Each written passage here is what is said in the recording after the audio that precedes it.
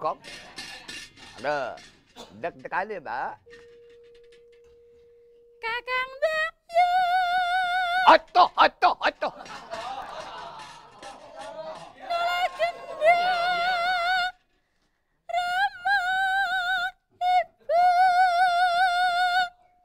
Rama.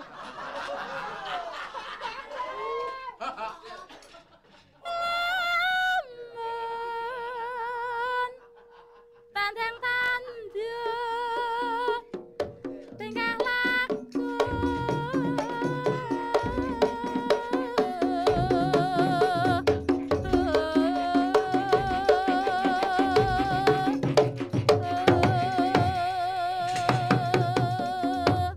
Atoh.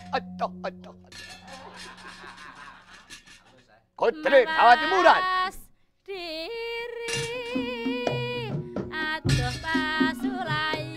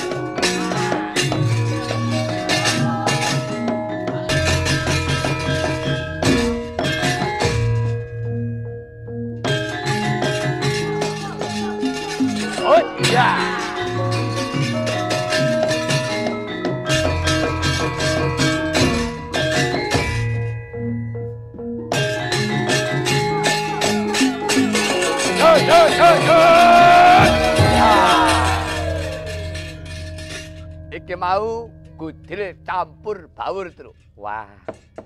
Jan iki mau gayeng temenan.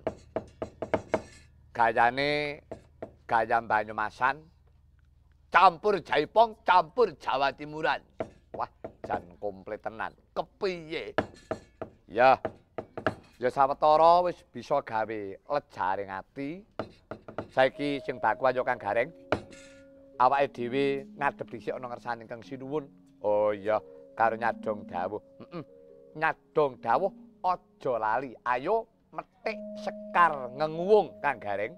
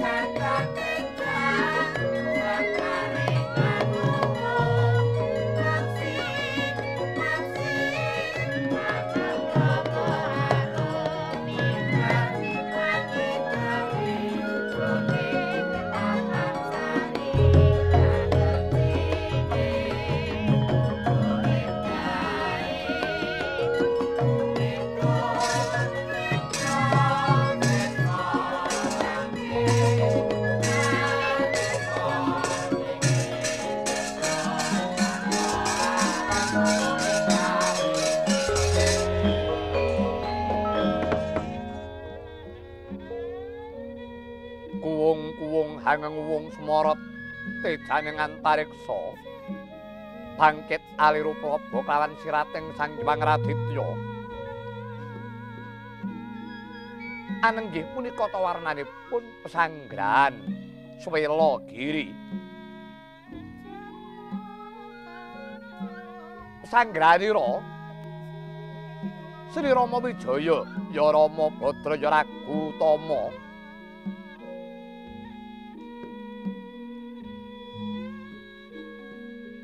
nalika semana lenggahira ing ngadhep lawan tetungguling wanara nata ing Wekis Kendha Narpati Sugriwa tatan kantun satriya Parang Kuntara Raden Gunawan Kunto Wibisana Laksina ingkang lenggah-jajare kelawan Sinaranata punika tawarnanipun Rayinata satriya Giri Kestuba ingkang kasih Raden Lesmana ya Raden Murdaka ya Raden Sudarsana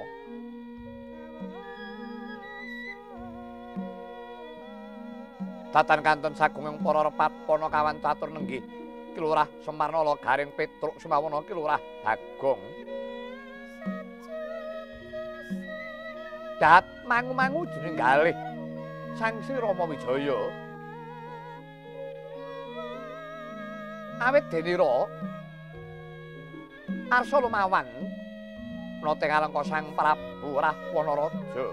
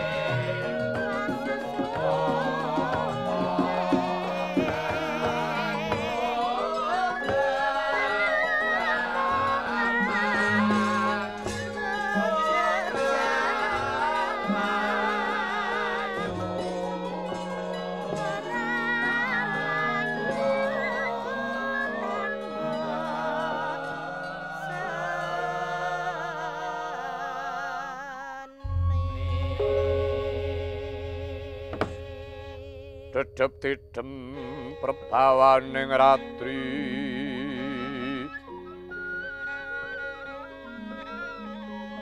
Sasadara Wusman jerka Korean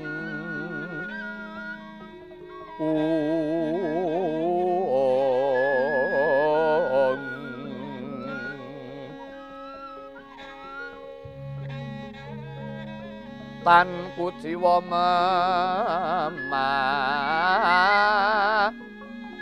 nisi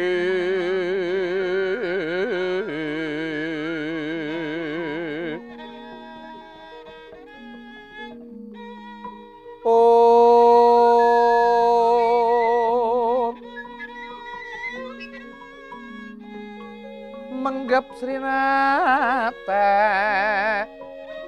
ing dalu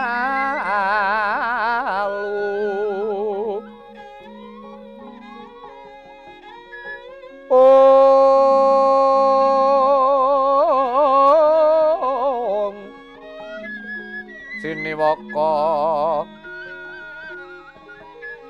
Sangya Pradase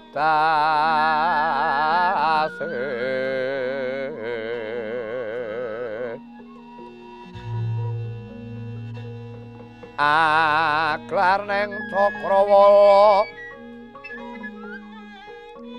minulat nglangut prandening paksa began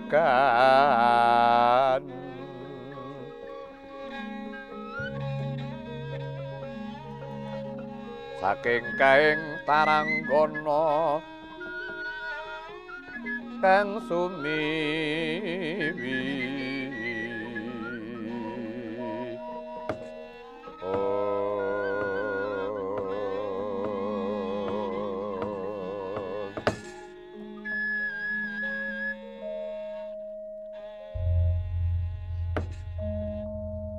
mengkoto kakang Narpati Sugriwa kawula nuwun wonten timbalan ingkang adhawuh Kanjeng Sinuwun lawan Sira Yayi Gunawan Kuntawibisana kawula nuwun wonten timbalan ingkang adhawuh Kanjeng Sinuwun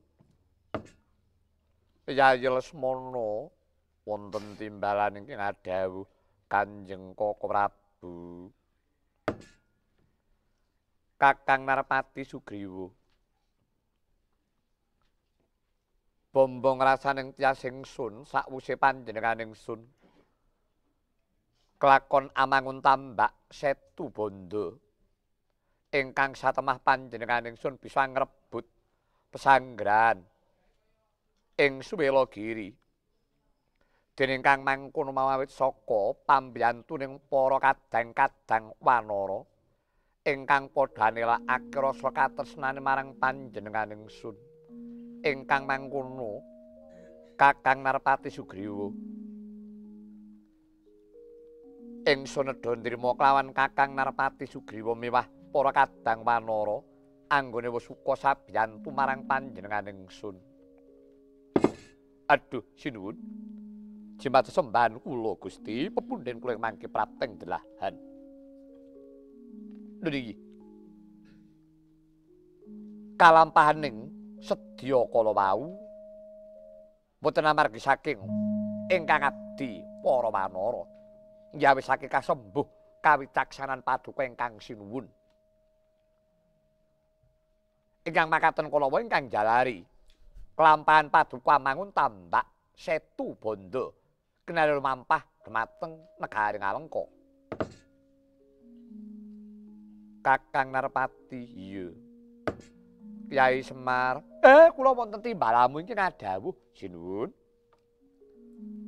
Kakang tak jaluk dayamu sak anakmu pisan ing pangajap murih bisane kasembadan ingsun enggal amboyong garwaning Sunekyan Warasinta ingkang cinidra dening Durat Maka Sirah Manaraja nggih sinuwun kula namung tansah nderek memuji. Kanthi sarana purnaning wewangunan tambak Setu Banda menika, mugi-mugi paduka ingkang sinuwun tumunten enggal mawat dhumateng negari Ngalengka ingkang satemah saged ambrasta sicandaling budi pun Rahwana Raja. Siang pan Batara Ratri amung cipta pukulun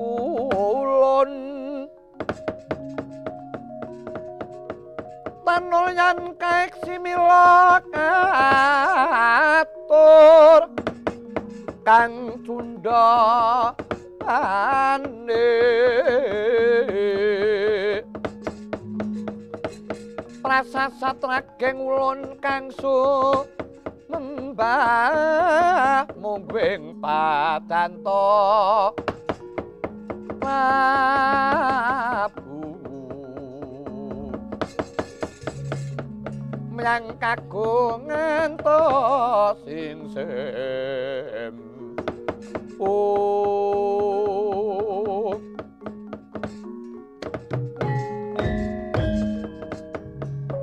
kocap kacarita kaya mangkono dereng utawis dangu dinure bawacana mangkono sarup praptanira Raden Anoman prapta kagiat kadhawekasan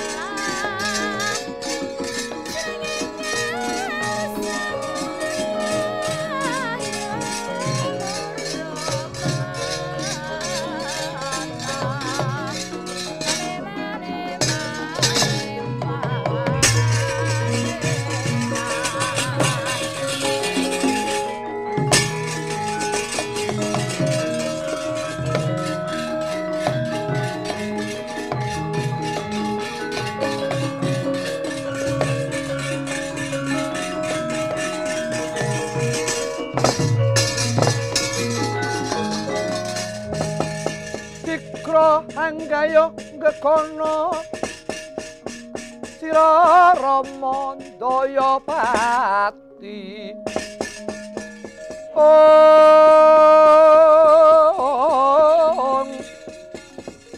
ana yaksa gungcang krama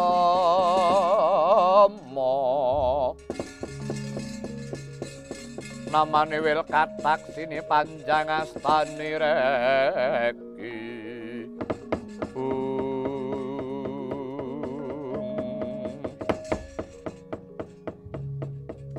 dawas padaking kang prapta iki kaya sisenggana Anoman ana parigawe apa dene sira prapta ning pesanggrahan Swelagiri sinuwun mugi andados ning kauningan sawan kula ngarsa paduka ingkang sinuwun tatan sarana tinimbalan wedha dinten menika ngalengka ngedali senopati ngalengka ngetoni senopati kawula nok niki sinuwun banjur sapa ingkang jumeneng dadi senopati Anoman ketingalipun ingkang jumeneng dados senopati inggih menika kadang mudhanipun arah Wanaraja satriya panglebur gangsa Raden Harya Kumbakarna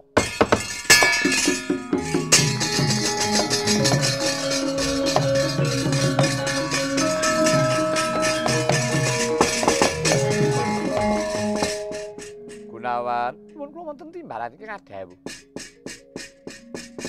Kumbakarna madhep senopati miturut saka pamawasira sapa baya ingkang kawawa nandhingi kridane si Kumbakarna sinuwun menawi wonten kepareng paduka ingkang sinuwun kula kemawon ingkang abdipun Sugriwa kula sagah badhe nandhingi kridanipun Kumbakarna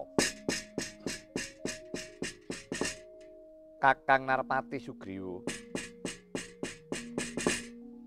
apa sira wis samekta sarta sira wani nandhingi kridane si Kumbakarna sinuwun alit sakit ageng dumuganipun pejah kula sagah badhe nandhingi kridhanipun Kumbakarna kepareng nyuwun pamit beda dinten menika sinuwun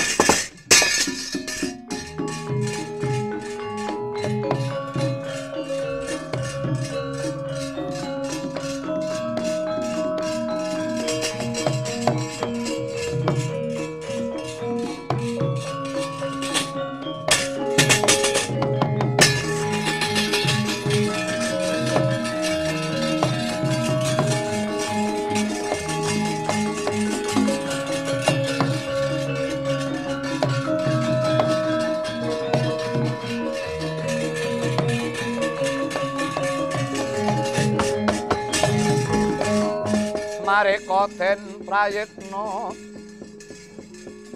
semunira rire eka balik titya ning gandaya nitri sunya purnama sasi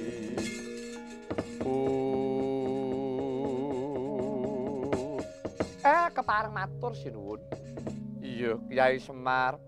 Ana apa? Mboten kok kula niki maiben kali kasektene Sugriwa niku mboten. Namung Sugriwa niku nek temandang gawe senengane sok grusa-grusu tanpa petung sing ganep tanpa kawicaksanan. Wong sugih kendel bondo wani ingkang kula patosaken.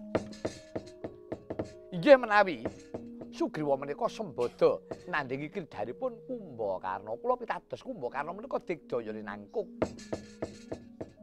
Mboten kok namung ngremehaken Sugriwa nggih paduka ingkang sinuwun kepareng utusan ngawat-awati sinten ingkang pinitaya. Mengkono Kyai Semar. Inggih. Anoman wonten dawuh sinuwun. Aja wedi kangelan. Derekna jengkaring kang paman. Kakang Narpati Sugriwa marang madyan yang paragan nggone bakal nandhingi kridhane si Kumbakarna dri ngestaken dawuh paduka sinuwun ingkang abdi nyuwun berkah pangestu ya Anoman lelungsen tak bebakali muga-muga unggul juritmu Senggana.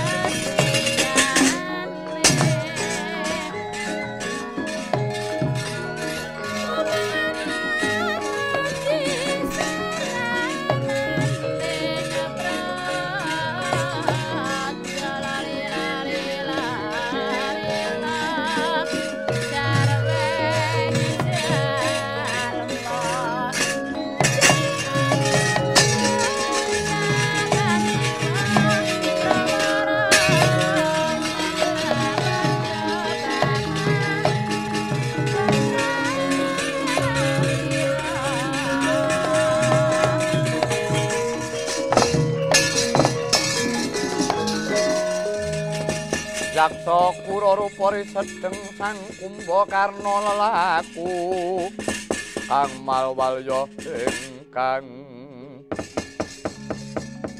gambira marang angisesiyung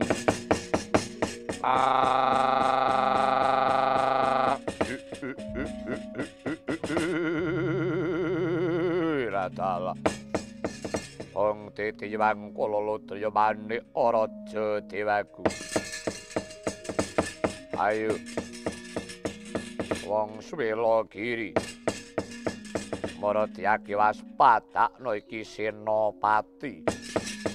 Ngaloke ngalengka satriya panglebur gongso Raden Kumbakarna. Ayo aja maju mbaka siji ngebuyuka bareng lekane atiku.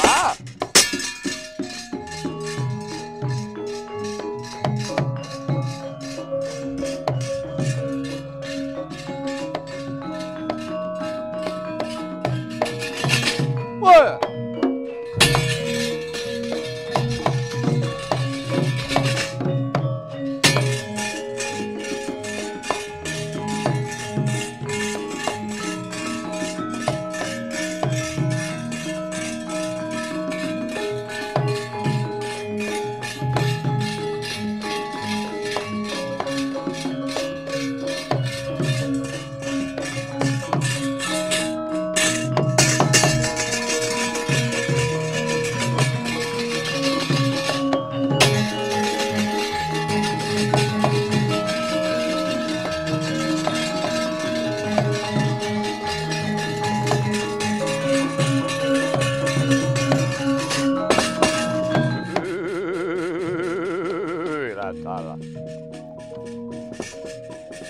Kethek rupane abang kembang ora wari sapa kowe? Raden Jayanggada, kowe Kumbakarna. Iya, dasar mengkono. Ayo aja kethek rucah kaya dapurmu sing maju ndi. Rama Wijaya sak kadange keparat. Kowe kelakon bisa bejagong lawan Gustiku Sri Rama Wijaya. Kowe bisa ningkes Jayanggada. Landala suke kendel Gondowani. Kowe ayo maju ke para ngarsa lekane atiku.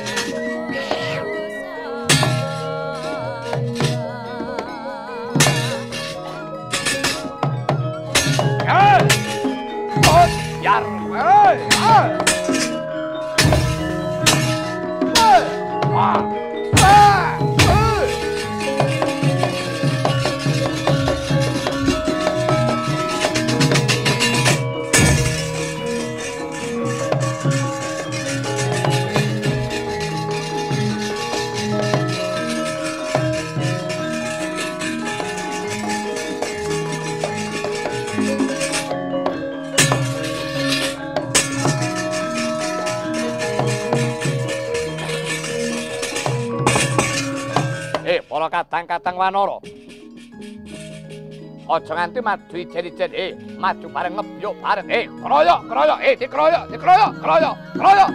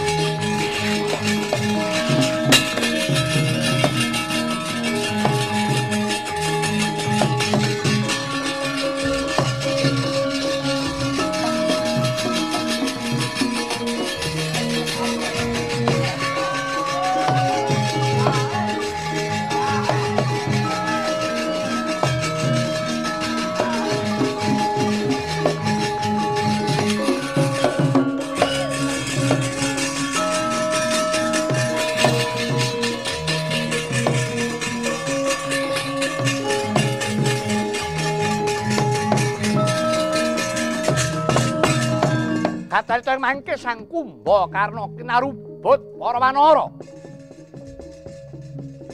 Nganti pating crentel pating tremplek para wanara. Dene ora mbedhong angroyok kelawan Sang Kumbakarna. Ucap. Nalika semanten kaya wis ora wujud denawa, kaya dadi gunung kethek. Kacarita nalika semana Sang Kumbakarna sigra Triwikrama. Akekirik sami sakala.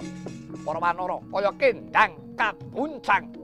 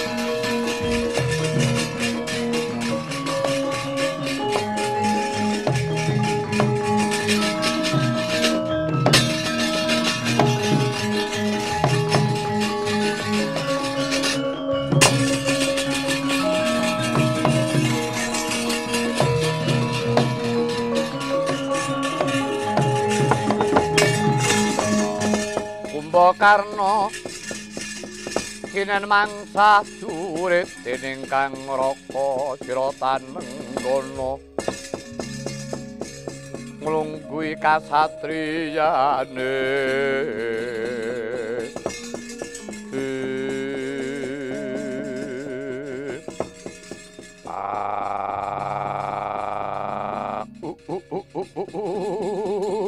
ilatal iki tetungguling wanara. Yo, pancen kepara nyata. Nata nggawa Kiskendha Narpati Sugriwa. Kumbakarna. Aja pamer marang kaprawiran. Lumrah kowe bisa nandingi kridaning wanara-wanara lucah. Ayo. Iki senopati kang wis kawisuda dening Sinuwun Prabu Ramawijaya. Sugriwa kang saguh bakal nyembadani kridamu. Wah, jeleh urip kowe. Maju amene unta malang Sugriwa kowe. Iya.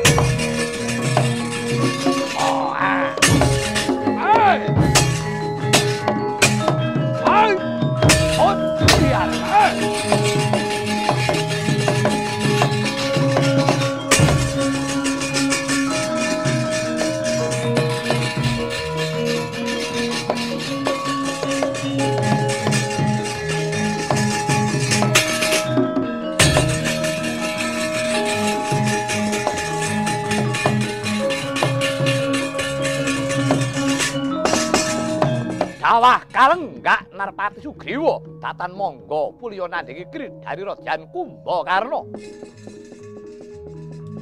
Mulat Raden Anoman ya senggana ingkang titira kadhawuhan kawan Sri Rama Wijaya kinen ngawat-awati kalawan ingkang paman Narpati Sugriwa.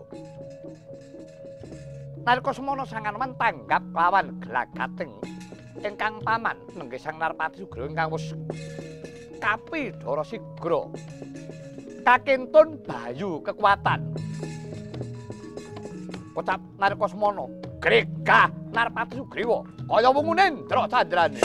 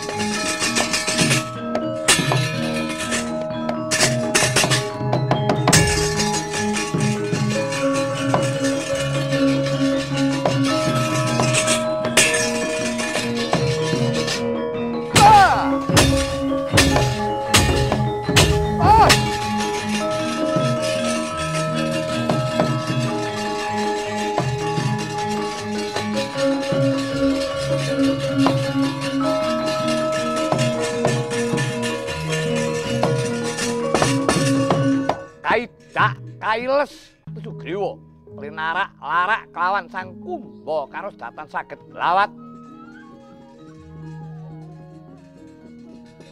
Nalika semana datan mangga puliya Narpati Sugriwa dinira nyembadani kelawan Sang Kumbakarna. Nadyan kinetok kadidyanipun parandene datan saged nandhingi kridhanira Raden Kumbakarna ingkang pranyata sekti Mahambara Sudira Prawiring Laga. Kotap Narpati Sugriwa jinambak rikmane kelawan Sang Kumbakarna. Mestaka kapepetaken wonten ing Bantala. Mulat senggana sigra hangintun bayu kekiyatan kelawan ingkang paman Narpati Sugriwa.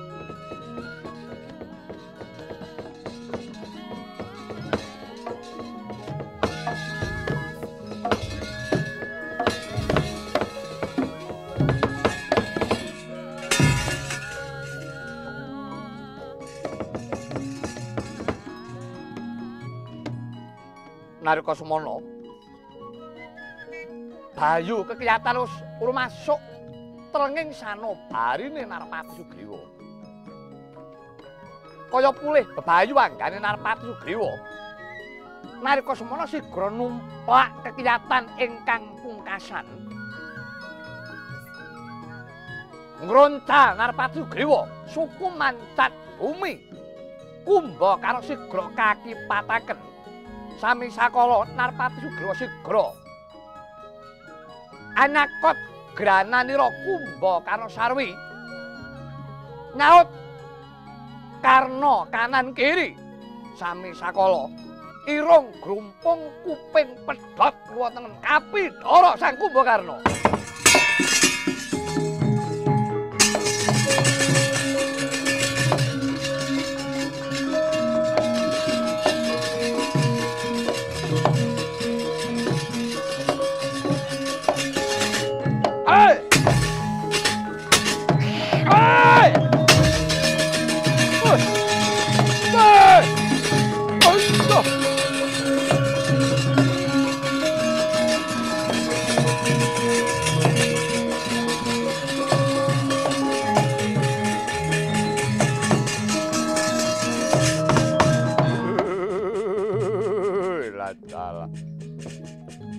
bojleng boleh selanat dudu karepe dhewe. Wah, tak kira yen to Sugriwa nyedhaki patine jebul. Dheweke bangga, dheweke budi ngroncal nyawel irungku. Nyaut kupingku ngiwonengen. Kupingku pedhot irungku gruwung. Woi, atalah. Ye, Sugriwa. Sugriwa mandek Sugriwa. Woi. Woi.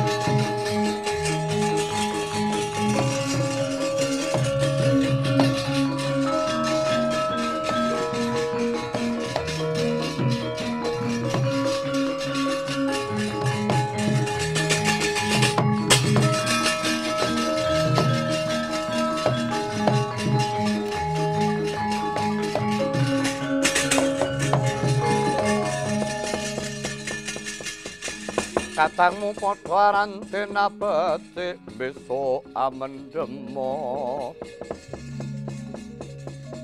Paris kang prayetno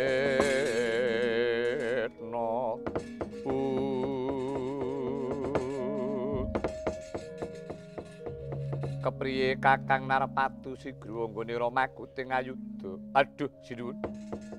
Ngaturaken pejah gesang kula sinuwun. Paripaksa kula mboten saged nyembadani kridhanipun Kumbakarna. Ingkang tetela sekti Mandraguna Jayang Palugon. Nadyan kula ketok karusan kula.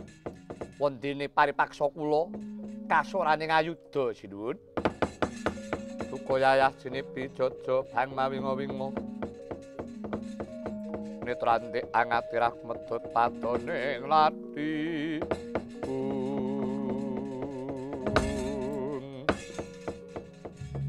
Kakang Narpati Sugriwa.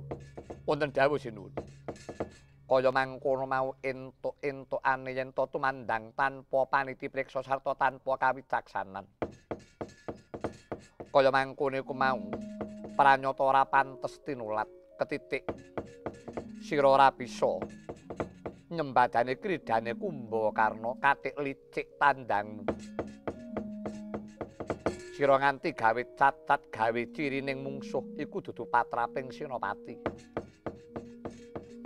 Ora bisa ngrampungi gawe. Aduh sinuwun. Kapejahana sendika ndherek ingkang abdipun Sugriwa. Ya wis ora dadi ngapa Kakang Narpati coba mundura sawetara Gunawan maradhyake maju lungguhmu. Umi kunjang Kanjeng Langit kelap-kelap katon. Lerekining sang rorisan mawe kandrung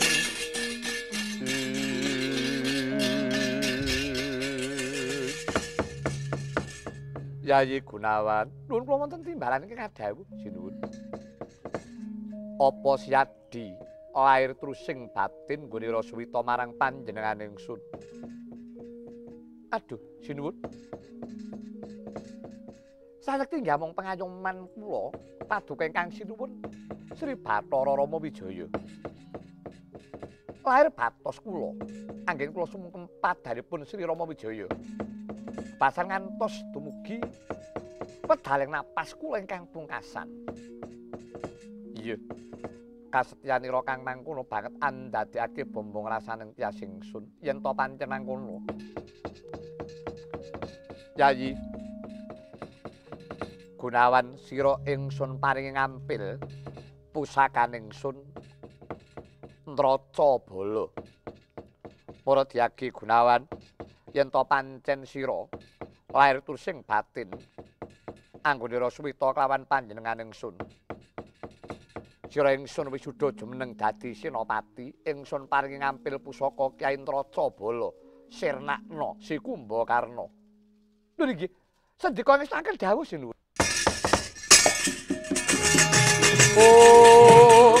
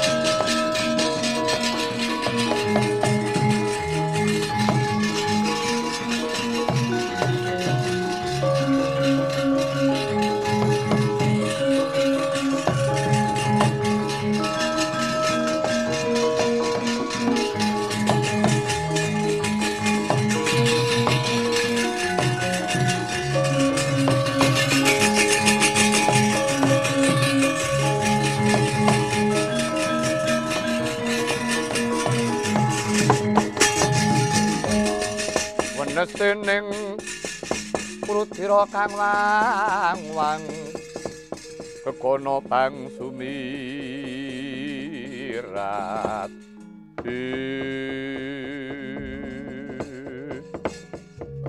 Oh Kyai, Kyai Badranaya ora nyono Kyai.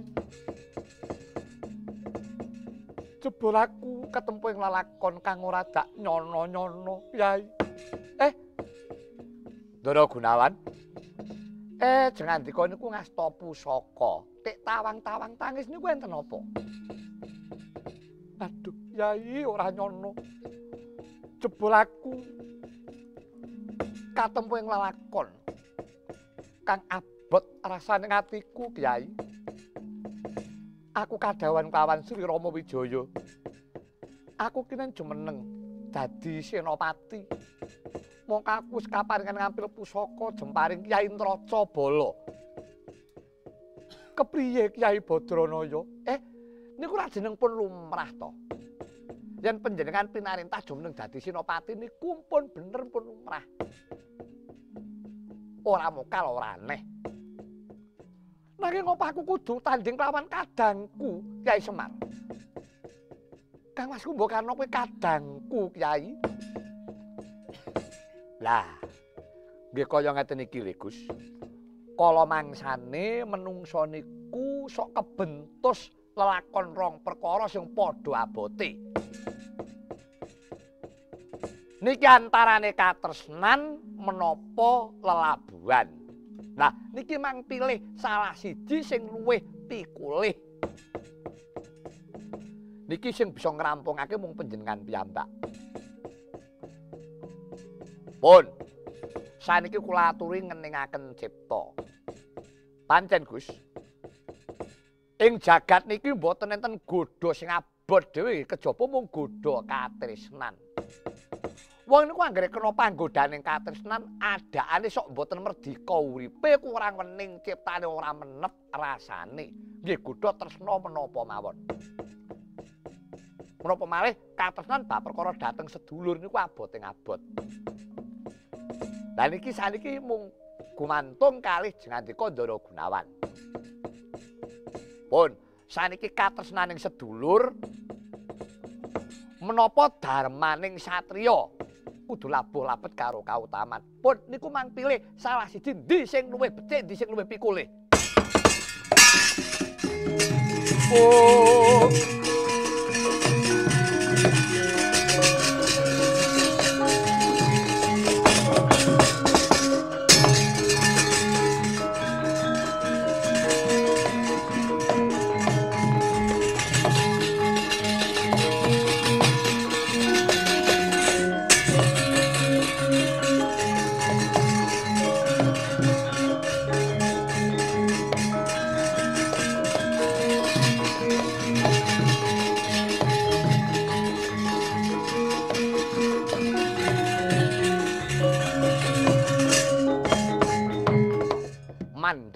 ngumandhek manut yasira Gunawan Kunto Wibisana. Dene Rarsa anamakaken ponang pusaka nenggih Nraca Bala. Pusaka peparinganira Sri Rama Wijaya. Kocap nalika semana brol kang waspa wijil saking netra. Labet saking katresnanira marang Kadang Werda nenggih Sang Kumbakarna. Tetela Kadang nunggil yayah Rena parandene parikedah ing mangke Sang Gunawan. Tetandhingan jurit kawan ingkang raka. Awit nalika semana Sang Gunawan Kunto Wibisana maksih kesandangan wadak. Tetela welas lan asih lawan ingkang raka Sang Kumbakarna maksih nabeti ana jroning panggalih.